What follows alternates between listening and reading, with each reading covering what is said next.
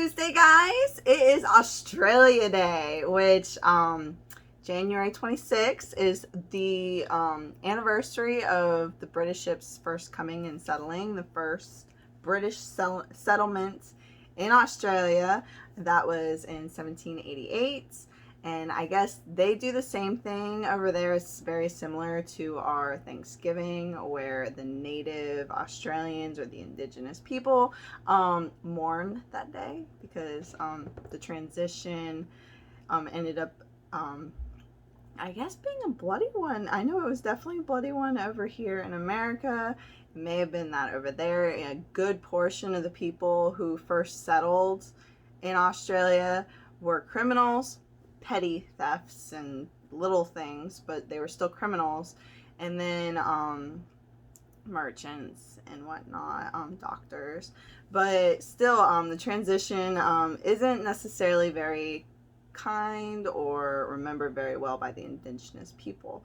So they have that same back and forth where they call it Invasion Day or Day of Mourning. So that's sad on that side of it.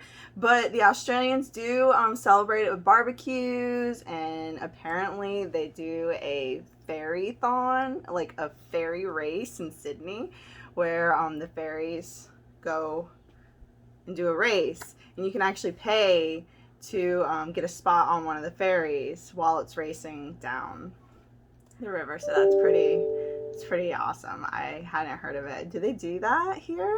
Is there a ferry race in the Hudson, maybe in New York? I don't know. That would be pretty epic. But yeah, they do it annually in celebration of Australia Day. So I'm actually gonna look up some footage of that because apparently it was at 11 o'clock this morning. Oh, it's actually 11:03.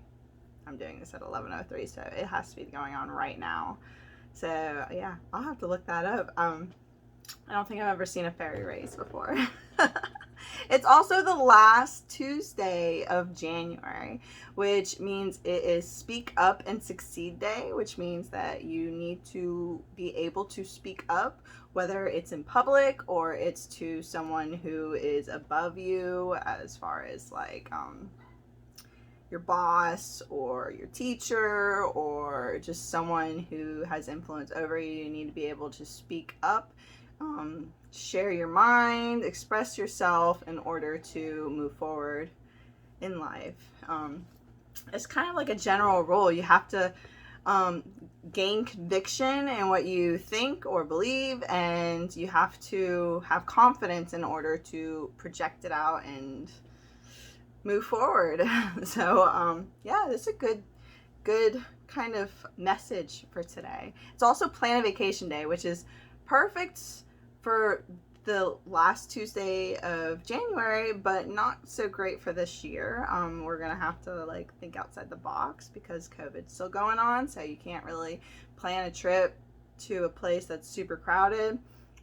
It's probably a lot smarter to do something that's less crowded. Cruises are probably off the list of great ideas for this year. I mean, I'm not judging, I just wouldn't do it this year.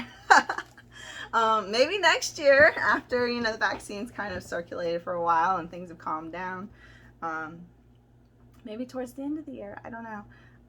But yeah, so plan an idea. I would do a kayaking trip because I love kayaking. Or maybe go to the mountains and do a hiking trip, stay in a cabin. I don't know. Something where you are like distancing yourself and becoming one with nature. You can tell that's kind of my thing. But it's good for this year. So plan a vacation, whatever it is, just you need to find some time to get out of the daily grind. And this is good to like plan it out for the whole year to ensure, because the days run into each other when you're busy. So you might as well, plan ahead and make sure that you get some vacation in this year. It's also, as far as food goes, Peanut Brittle Day, which is just like peanuts, or you could use almonds or pecans, and then it's a buttery hard sugar. They usually lay it out in the pans and then have the little break apart. Yeah, so that's the snack for today. And then it is Green Juice Day, which could be like with different vegetables, different fruits that are all green, and It's actually really good stuff, and it's super, super good for you. It gives you a lot of nutrients and whatnot, so it's good for you. Also on January 26th, it's Spouses Day, which I had never heard of until today, and apparently it's actually pretty cool.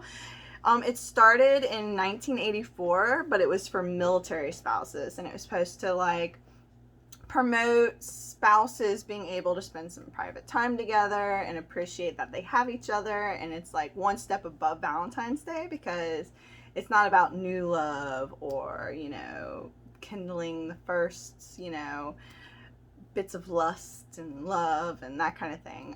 It's actually about the intimacy of having that spouse and appreciating that you have them and they're your partner in life. And you celebrate not by giving each other gifts, but by making sure you spend some quality time with that person in private.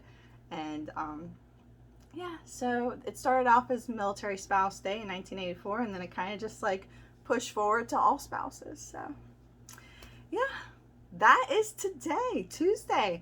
I hope you guys are all having a wonderful week, and I'll see y'all next time. Bye.